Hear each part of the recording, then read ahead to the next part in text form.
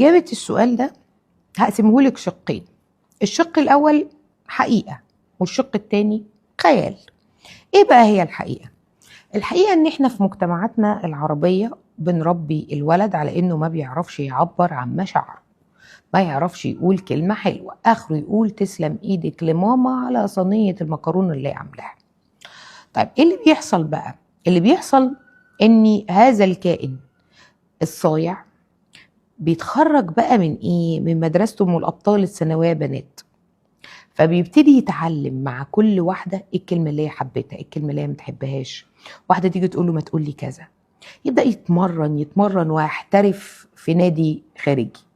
يبدأ بقى بعد كده لما يتعامل معاكي يعرف يغازلك ويقولك ايه.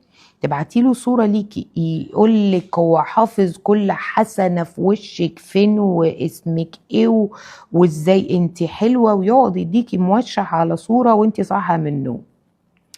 عمال يغذيكي وادرينالين، بيعرف يقول كلام حب حلو جدا.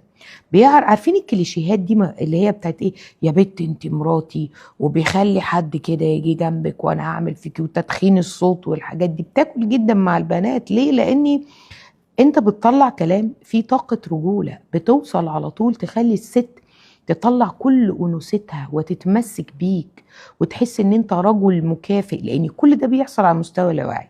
فدي اول حاجة، ان هو بيعرف يتكلم كويس، بيعرف يغازل كويس، بيعرف يخلي الست اللي معاه تحس بإشباع عاطفي. طيب الناحية التانية بقى ناحية نفسية، خدعة.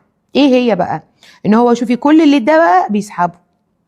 يجي بقى بعد فترة، بعد ما انتي ادمنتي، تلاقي نفسك بتبعتي له نفس الصورة ما يردش عليها.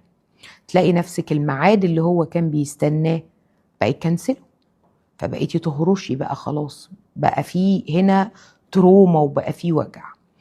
الحاجة التانية والتريك التانية برضو، ان احساسك ان هو كان صايع ويعرف بنات قبلك بيحطه دايما في مكانة اعلى من مكانته.